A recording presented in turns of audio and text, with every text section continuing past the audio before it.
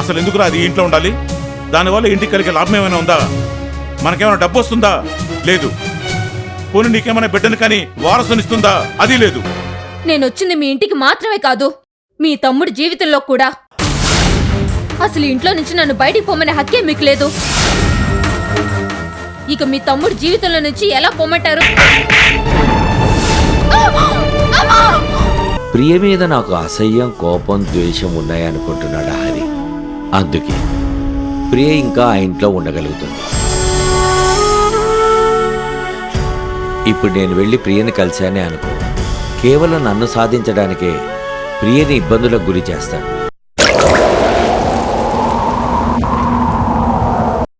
ఇప్పుడు నేను వెళ్ళి ప్రియని కలిశానే అనుకో, కేవలం నన్ను సాధించడానికే ప్రియని ఇబ్బందులకు గురి చేస్తాడు. సమస్యను ఇంకా పెద్ద చేసుకోవటం ఇష్టం లేదు భువన. వాడిని అదే ఇంప్రెషన్లో ఉండని. నా మనసేం బాగోలేదు. నేను అలా బయటికి వెళ్ళొస్తాను. ఎక్కడికండి? నేను మీతో వస్తాను. వద్దు భువన, నేను వెంటనే వచ్చేస్తానుగా.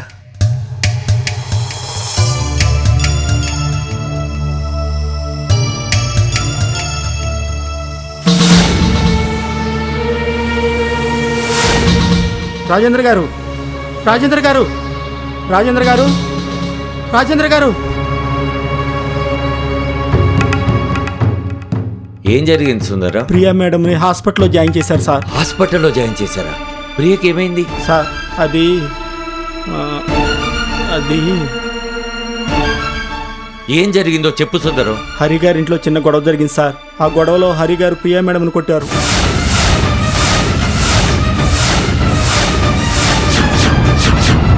వెంటనే ప్రియా మేడం కింద పడిపోయారు. కడుపు నొప్పితో గిలగిలా గింజుకున్నారు సార్.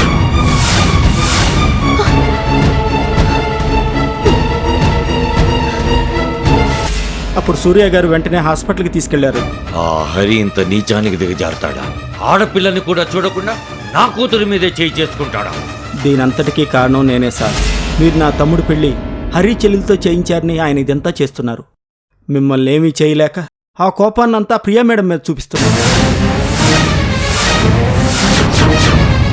జరిగిన దానికి ఎవరూ కారణం కాదు సుందరం. వాడికి పోయే కాలం దాపురించింది. అందుకే ఇలా పిచ్చెక్కిన వాళ్ళ ప్రవర్తిస్తున్నాడు. వాడు ఇలాంటి పని చేస్తాడని నాకు ముందే తెలుసు. ఏనాటికైనా వాడి దగ్గరుంటే వాడి కీడు తెలపడతాడని నేను ముందే ఊహించాను. అందుకే మన ఇంటికి వెళ్ళిపోతారు రామ్మా అని దాన్ని బ్రతిమలాడాను. అది రానంది. చావైనా బ్రతికైనా ఇక్కడే తెగేసి చెప్పింది. ఏమండి, ముందు నా బిడ్డ దగ్గరికి నన్ను తీసుకెళ్ళ. ఏమండి సుందరం, ఈ నేరి ఇక్కడే ఉండాలమ్మా. హరి ప్రియా మేడంను కొట్టారని చెప్పాను కదా, బహుశా హరి దగ్గరికి వెళ్ళారేమో. అయ్యో, మళ్ళీ నా హరితో ఏ గొడవ పెట్టుకుంటారో ఏమో. నా బిడ్డ గురించి చెప్పే దగ్గర నుంచి నా మనసు ఆగటం లేదు. ముందు నా బిడ్డ దగ్గర నన్ను తీసుకెళ్ళి సుందరం. రండి మేడం, హాస్పిటల్కి వెళ్దాం.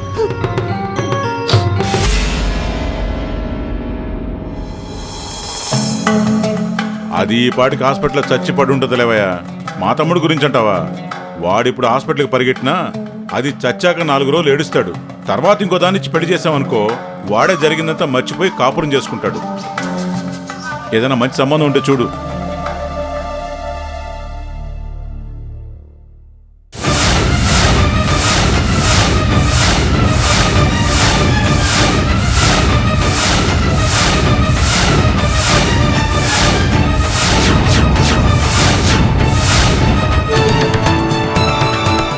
ఒరే నీచుడా, నువ్వు మనిషివా పశువారా? ఆడపిల్ల మీద చేయి చేసుకోవడానికి నీకు సిగ్గుగా లేదు? నా మీద ఉన్న కోపాన్ని నా బిడ్డ మీద చూపిస్తావా? నువ్వు మగాడివైతే నా మీద చూపించరా? వదలవయ్యా, పెద్ద మగోడు దిగొచ్చావు. నీ కూతురి మీద అంత ప్రేమ ఉన్నోడవైతే నీ ఇంట్లో పెట్టుకోవాల్సింది. నా ఇంట్లో ఎందుకు వచ్చావు? నీ కూతురు గొడ్రాలు, పిల్లల్ని కనలేదు, తీసుకెళ్లి నీ ఇంట్లో పెట్టుకో అని చిలక్క చెప్పినట్టు చెప్పాను. విన్నావా? వినిపించుకోలేదు. మీ ఆవిడ్ని పంపించావు. ఆవిడొచ్చి 4 చిలక పలుకులు పలికి ఊపుకుంటూ వెళ్ళిపోయింది. మరి నేను మూసుకొని కూర్చోడానికి వెర్రి బాగులో అనుకున్నావా? నాకు నచ్చిన నా ఇంట్లో ఉంటే కొడతాను, తిడతాను, అవసరమైతే చంపుతాను. ఏం చేస్తావు? నా బిడ్డకేమన్నా జరగని అప్పుడు చెప్తా నేనేం చేస్తాను.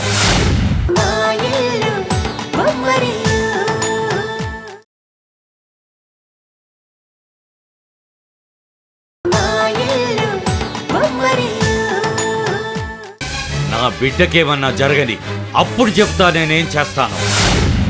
అయినా నా బిడ్డని నీ ఇంటి కోడల్ని చేసుకోమని అడిగానట్రా నేను?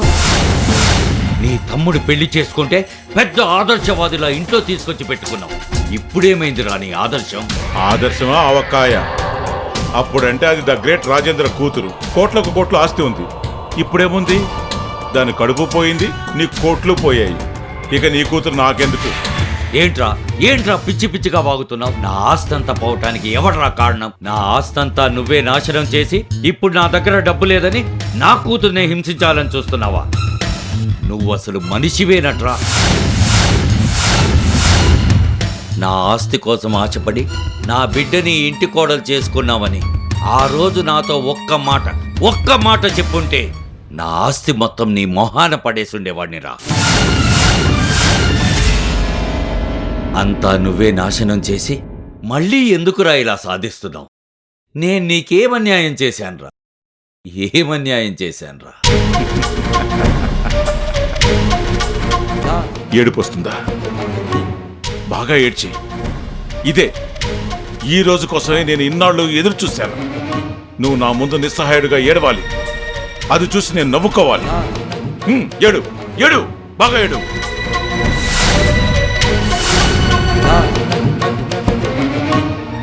మొత్తం ఇక్కడే ఏడ్చేయకు. అక్కడ నీ కూతురు పోతే ఏడవడానికి కొంచెం ఏడుపు దాచుకో. ఇక్కడ నా దగ్గర లబోదీపమండం కాదు. తొందరగా హాస్పిటల్కి వెళ్ళు, లేకపోతే నీ కూతురు కడచూపుకు కూడా నోచుకోలేవు. వెళ్ళు. వెళ్తాన్రా, కానీ అక్కడ నా కూతురికేమన్నా జరిగిందో నిన్ను నిలువున నరికేస్తాను.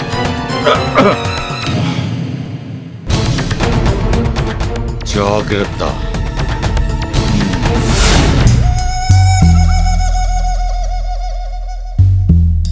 నరికేస్తాడు. వీడు నరికేస్తూ ఉంటే చూస్తూ కూర్చోడానికి మా చేతులు గాజులు తొడుక్కుని కూర్చున్నావా?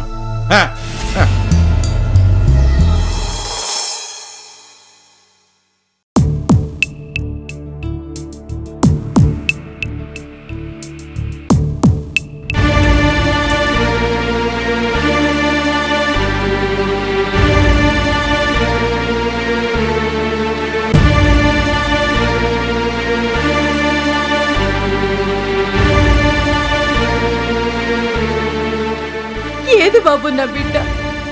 ఏమైంది దానికి? ఇప్పుడు ఎలా ఉంది? అల్లారు ముద్దుగా పెంచుకున్నానే. తన మనసుకి నచ్చిన వాడిని పెళ్లి చేసుకుని సంతోషంగా ఉందనుకుంటున్నాను. అలాంటిది దానికి ఎందుకయ్యా ఇన్ని కష్టాలు?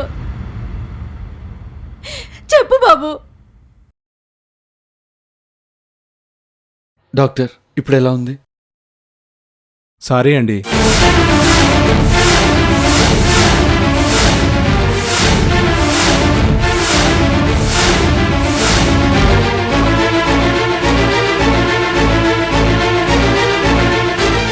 సిచ్యువేషన్ ఏంటో మాకే అర్థం కావట్లేదు. ఒక ప్రాబ్లం కోసం సర్జరీ చేస్తుంటే అనుకోకుండా ఇంకో ప్రాబ్లం రేజ్ అయింది. ఈ పరిస్థితిలో పేషెంట్ ను కాపాడగలిగే డాక్టర్లు ఈ సిటీలో ఇద్దరే ఉన్నారు. వాళ్ళలో ఏ ఒక్కరు దొరికినా పేషెంట్ సేవ్ అయినట్టే.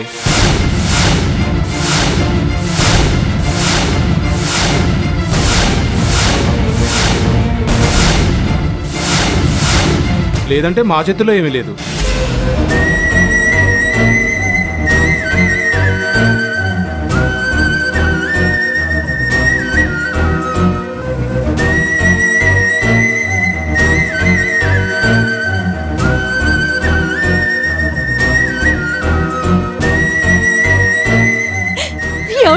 డాక్టర్ చెప్పింది విన్నారు కదా? నా బిడ్డ నాకు కావాలండి. ఏదో ఒకటి చెయ్యండి ప్లీజ్. నేనేం చేయగలనే? నా చేతుల్లో ఏముంది? దాని తలరాత ఎలా రాసి పెట్టుంటే అలా జరుగుతుంది.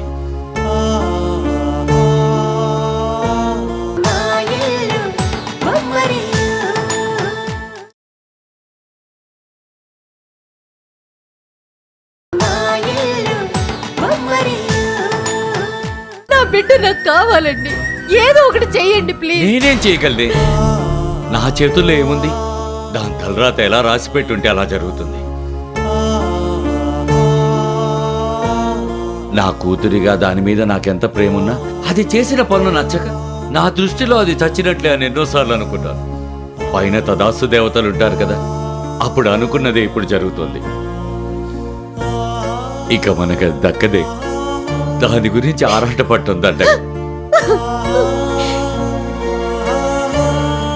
ఏంటండి కన్న తండ్రి ఏంటి మీరే ఇలా మాట్లాడుతున్నారు? ఇంకా మీకు దాని మీద ద్వేషం పోలేదా? ప్రేమ పెంచుకొని మాత్రం ఇప్పుడు నేనేం చేయగలనే?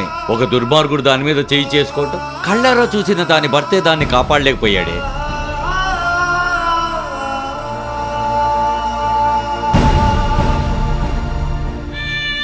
ప్రాణాలు కాపాడాల్సిన డాక్టర్లే ఏమీ చేయలేమని చేతులు ఎత్తేస్తున్నారు. ఇక నేను మాత్రం ఎలా కాపాడగలను? చస్తుంటే చూస్తూ ఊరుకోవటం తప్ప. అలా మాట్లాడద్దు మావయ్య గారు. ప్రియకేం కాదు. ఆ భగవంతుడు తప్పకుండా మన ప్రియను రక్షిస్తాడు. ఎలా రక్షిస్తాడయ్యా? అదంటే కన్న తల్లిదండ్రులకు ఇష్టం లేదు, పెళ్లి చేసిన బావకి ఇష్టం లేదు, చివరికి కట్టుకున్న భర్తకు కూడా ఇష్టం లేదు. ఇంతమందికి ఇష్టం లేదు దాన్ని ఆ భగవంతుడు కూడా ఎలా రక్షిస్తాడు అనుకుంటున్నావు? అసలు నువ్వు కూడా బయటికి మాత్రమే ఇలా మాట్లాడుతున్నావు, కానీ లోపల మాత్రం ప్రియకి ఏదన్నా జరిగితే బాగుండని అనుకుంటున్నావు కదూ? ఏమిటండి ఆ మాటలు? వాళ్ళన్నీ చేసిన దానికి తనేం చేస్తాడు?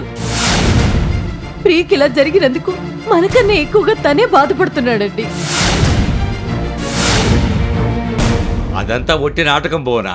వాళ్ళ అన్నయ్యకి డబ్బు కావాలి, ఈయన గారికి సంవత్సరానికి ఒక కొత్త భార్య కావాలి. ఆ రెండూ జరగాలంటే ఇప్పుడు ప్రియ దూరం కావాలి. వాళ్ళు కోరుకునేది అదే. జరిగిన పరిస్థితులను బట్టి నేను మరీ అంత దుర్మార్గుని అనుకోవద్దు మావయ్య. ఈ రోజు నా అన్నయ్య నా భార్య మీద చేయి చేసుకున్న మౌనంగా ఉన్నానంటే అది నా భార్య మీద ప్రేమ లేకపోవడం కాదు. అది కేవలం నేను మా అన్నయ్య వయసుకి ఇచ్చే గౌరవం. నేను ప్రియకి దూరంగా ఉన్న మాట నిజమే, అసహించుకున్న మాట కూడా నిజమే. కానీ ఇప్పుడు నా ప్రియ నాకు కావాలి. తనే నా జీవిత సర్వస్వం.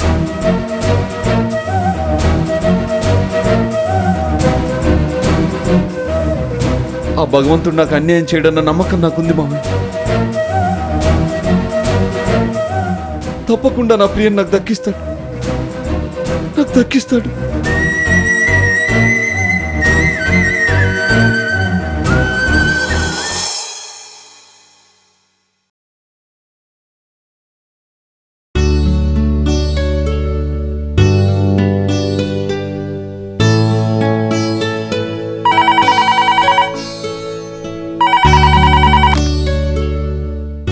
హలో హలో అక్క, నేను భార్గవిని మాట్లాడుతున్నాను. చెప్పమ్మా. ప్రియకి సీరియస్గా ఉందని హాస్పిటల్లో జాయిన్ చేశారంటక్క. ఏమైంది? కండిషన్ చాలా సీరియస్గా ఉందంటక్క. పిన్ని బాబాయిలైతే ఏడుస్తున్నారంట. ఒక్కసారి డాక్టర్ అంకుల్తో ఈ విషయం చెప్పక్క. అంకుల్ అయితే ప్రియని రక్షించగలనన్న నమ్మకం నాకుంది. అంకుల్ని వెళ్ళమనక్క.